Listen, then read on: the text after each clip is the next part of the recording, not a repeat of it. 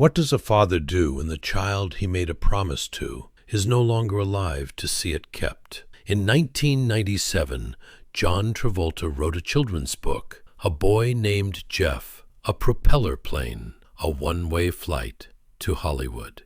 In 1962, he dedicated it to Jet, his son, 5 years old, laughing, full of future. 29 years later, that book became a film, and the person standing beside him on the Cannes red carpet was Ella Jet's little sister, playing the first crush of the boy her father once was.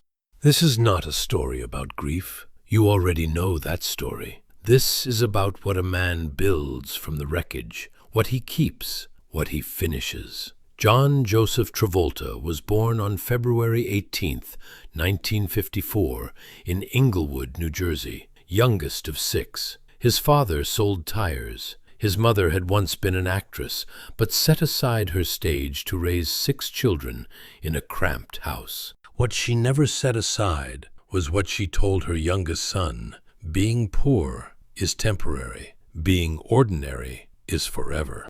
At 16, he dropped out of high school and crossed the Hudson River into New York City with barely enough money for a week. He auditioned for everything. He landed a supporting role touring with Grease, not as the lead, but in the background. He did commercials that aired once and disappeared. He distributed flyers on frozen streets.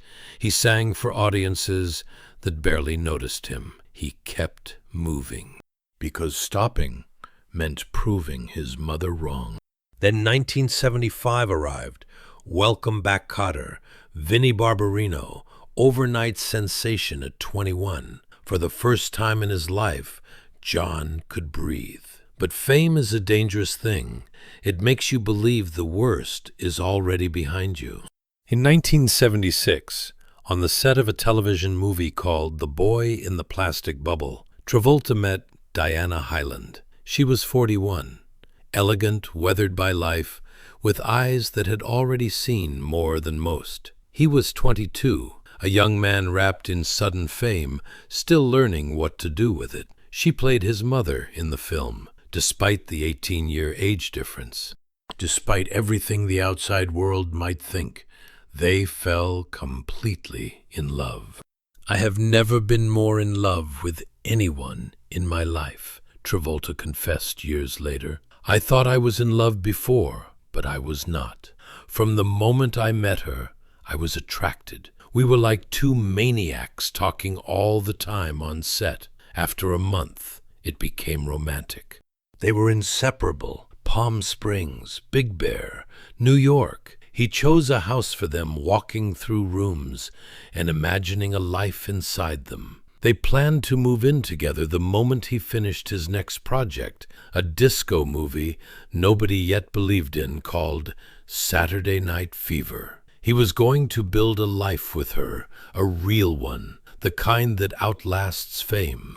What he did not fully know, what Diana had kept from him as long as she could, was that she was already dying. Breast cancer, a mastectomy 2 years before they met.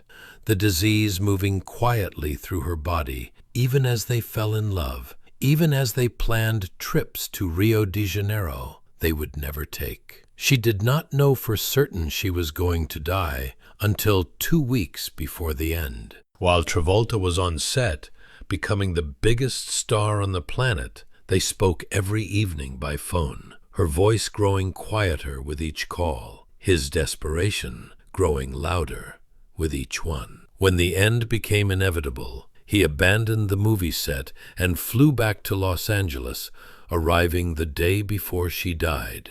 They walked together in the garden. She touched flowers she would never see bloom again. They spoke of small things because the large things were too terrible to name. There is a particular kind of conversation that happens at the end of a life between people who know it is the end. Quiet, precise, stripped of everything that doesn't matter. That was what they had. One last afternoon in a garden, One Last Evening, Holding Hands. On March 27, 1977, Diana Hyland died in John Travolta's arms. He was 23 years old. At her memorial, he wore a white suit, the one they had chosen together for Rio de Janeiro, for a future that closed before it opened. He stood in that suit and buried the woman he loved, and then went back to work because there was nothing else to do. Because the world had no mechanism for pausing fame while a young man learned what loss actually felt like. "The hardest 10 weeks of my life," he said later. Saturday Night Fever exploded. Grease followed. The white polyester suit, the arm thrust toward heaven, the image of an entire era. He buried his pain beneath choreography and sequins, performing happiness while his heart bled in private. And the world hungry for joy never noticed the difference. That is what performers learn to do.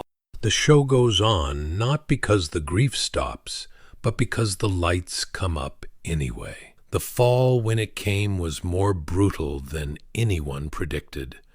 Moment by moment, two of a kind, staying alive, perfect, one failure after another, each chipping away at the invincibility he had felt just a few years before. But the deeper wound was the roles he turned down, the ones that became legends in other men's hands. American Gigolo went to Richard Gere and made him a star. An Officer and a Gentleman went to Richard Gere and cemented his status.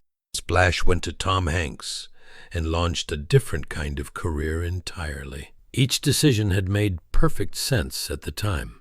Each became a missed opportunity that would haunt him for years, a catalog of what might have been. By the late 1980s, John Travolta was a relic, a punchline in late-night monologues, a cautionary tale whispered on movie sets about the price of hubris and poor choices. The scripts had stopped coming. The phone calls from producers had gone silent. The man who had made the whole world dance was now invisible. Still alive, still talented, but the industry had simply moved on without him. Look Who's Talking in 1989 threw him a lifeline, a romantic comedy about a talking baby that somehow grossed nearly $300 million. He made the sequels. He floated through the early 90s, waiting for something to change. And then Quentin Tarantino called. Tarantino wanted him for Vincent Vega, a heroin-addicted hitman in a film called Pulp Fiction. The script was unlike anything Travolta had read. He hesitated for 6 months. He agonized. He prayed. He had spent the better part of a decade being told his time was over. Finally, he said yes. Pulp Fiction did not merely revive his career. It rewrote the rules entirely. The dance with Uma Thurman reminded the world that whatever he had, it was still there, untouched by the years of failure. The film won the Palme d'Or at Cannes in 1994, his second Academy Award nomination. Suddenly, impossibly, at 40 years old, he was back. Get Shorty, Face Slash Off, primary colors, $20 million per film. He had done what almost no one does. He had risen from the dead. But here is what gets lost in the resurrection narrative. The detail everyone skips past to get to the glamour of the comeback. While all of that was happening, while the world was celebrating John Travolta's return, he was quietly doing something else, something the entertainment press barely paused to notice. Something personal and unhurried and completely out of step with the velocity of his career revival. In October 1997, at the very peak of his second act, John Travolta published a children's book, Propeller One-Way Night Coach, a small, quiet story about a boy named Jeff, 8 years old, standing in his yard in New Jersey, watching planes rise from LaGuardia, dreaming of Hollywood. The boy and his mother board a TWA Constellation Flight 393 heading west across America in 1962. The golden age of aviation, a world that still believed the future was something you could fly toward, if you were brave enough to board the plane. The boy in the story was John Travolta himself. The mother was Helen, his own mother, the woman who told him that being ordinary was forever. His oldest sister, Ellen, was the model for the lead character. Every detail was drawn from memory, from love, from the specific ache of childhood wonder. The feeling of standing in a yard and watching something magnificent rise into the sky and thinking, one day that will be me. He dedicated it to Jet, his son, 5 years old, healthy enough then, or so it seemed, to grow into the story his father had written for him. Nobody paid much attention. Actors wrote children's books sometimes. The trades gave it a paragraph. It disappeared from shelves quietly, the way personal things often do when they arrive in the middle of a very loud career. Nobody understood yet what that book would come to mean, what it would cost to carry, what it would take from him before he was finally able to finish it. In 1991, Travolta had married actress Kelly Preston, and with Kelly he found something he had never quite had before, not just love, but stillness, a place to land after years of running. Kelly was not dazzled by his fame the way some people were. She was an actress herself, grounded, clear-eyed, unwilling to perform the version of their relationship the public might have wanted to see. She saw him whole, the talent and the wreckage, the easy charm and the grief he had been carrying since he was 23 years old, standing in a white suit at Diana Hyland's memorial. She knew what she was choosing. She chose him anyway, completely and without reservation. What Kelly gave him was not just love. It was the particular safety of being truly known by another person, of not having to perform, of coming home and setting down every mask the industry required him to wear, and simply being a man in a house with someone who had decided he was enough. They had 3 children together: Jet, born in 1992, Ella Blue, born in 2000, Benjamin, born in 2010. Jet was diagnosed with autism and suffered from seizures. The family built their world carefully around him, learning his rhythms, protecting him from a world that did not always know how to make room for the ways he was different. Travolta pushed back consistently and firmly against anyone who tried to reduce Jet to a diagnosis or a headline. He was not a cause. He was not a story. He was a boy, their boy.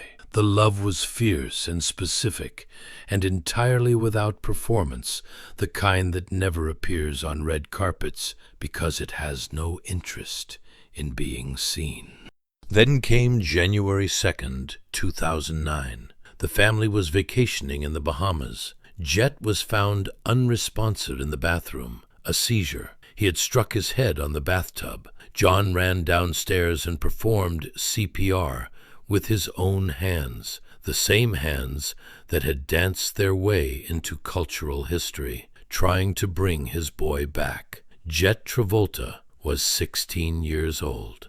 Diana at 41, now Jet at 16, both sudden, both irreversible, both leaving John standing in a room from which all the air had been removed, trying to understand how the same life that had given him so much could keep reaching in and taking. There are losses that break a person cleanly, and losses that break them in ways that never fully reassemble. Losing Jet was the second kind.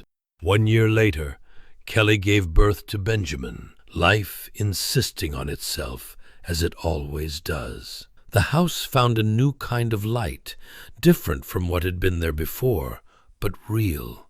They rebuilt themselves around this new joy, around Benjamin's laugh and Ella's growing presence, and the particular grace of choosing every single day to continue. For a while, they did more than survive.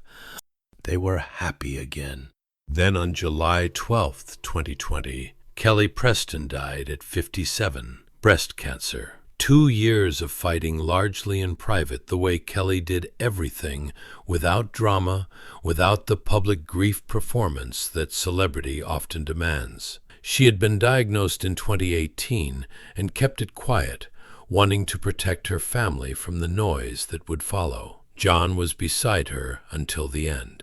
The pattern was too cruel to be coincidence. Diana from breast cancer, Kelly from breast cancer. The same disease, the same ending. The 2 women he had loved most in his life, taken by the same invisible enemy, 33 years apart. As if the universe had decided early what the recurring shape of his grief would be. After Kelly's death, 10-year-old Benjamin came to his father and whispered, "Because Mom passed away, I'm afraid you're going to die too." John Travolta did not reach for the comfortable fiction. He did not say, "Don't worry," or "That won't happen," or any of the gentle lies that adults tell children when they cannot bear to be honest. He said, "Ben, I could die tomorrow. You could. Anybody can. It's part of life. You just do your best at trying to live the longest you can." The most honest thing a father could say. Also, the loneliest. There is something about John Travolta that the career obituaries have always missed. A thread running beneath every performance, every loss, every resurrection, connecting the boy in New Jersey to the man in Florida. He is a pilot. Not a celebrity who takes flying lessons for the publicity. A real pilot. 9,000 hours logged across 5 decades. His home in Ocala sits beside a private runway long enough for a commercial jet. He has held licenses for Boeing 707s, Gulfstreams, military aircraft. When his fortune collapsed in the late 1980s, he sold almost everything. He kept his planes. The sky, he has said, is the one place nobody could take from him. No grief catalog, no box office record, no list of roles that went to other men, just the instrument panel, the horizon, and the silence of altitude, the silence that exists above everything that cannot follow you up there. The boy in propeller one-way night coach, standing in his yard watching planes rise from LaGuardia, that was not a character he invented. That was his truest self. He wrote that book for Jet, but he was also writing it for himself. Proof that wonder had once lived in him and could be passed forward. On May 14th, 2026, the day before Cannes, he posted a video on Instagram. He and Ella walk arm in arm across a tarmac in Florida. They board a plane. He takes the cockpit himself and flies her across the Atlantic. The man who wrote a book about the magic of flight, who built a runway beside his house, who kept his planes when everything else was gone, flew his daughter to France to show the world the story he had written for his son. Jet never got to fly with his father to something like this. Ella did. On May 15th, 2026, John Travolta walked into the Palais des Festivals at Cannes for the 4th time in his life. The first had been 1994, Pulp Fiction. The resurrection, the room that felt like a coronation. This time, he was 72. The walk was the same. The man was not.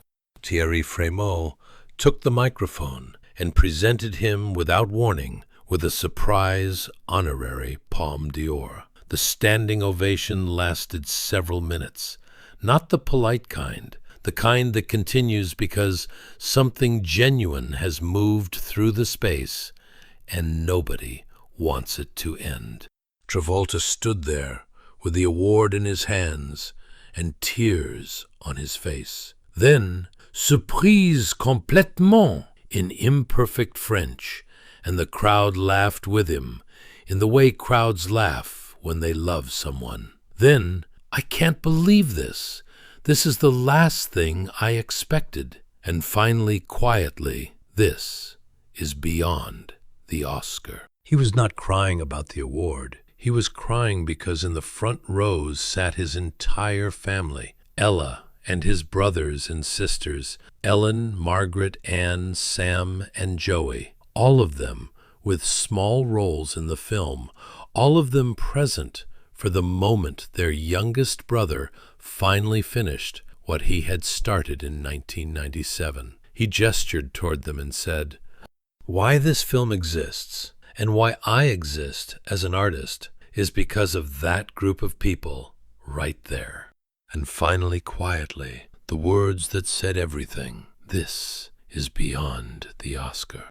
He was not crying about the award. You understand that if you know the story. He was crying because he had flown his daughter across the Atlantic to be here, because she had played the first crush of the boy he once was, because in the front rows of that theater sat his brothers and sisters, Ellen and Margaret and Anne and Sam and Joey, all of them with small roles in the film, all of them present for the moment their youngest brother finally finished the thing he had started in 1997, because somehow, against everything life had done to him, he had made it to this room on this night with this film, with his family around him. After the screening, he spoke about where the film had come from. He gestured toward his family. "My oldest sister Ellen was the model for the lead character. My mother shaped my hopes and my dreams.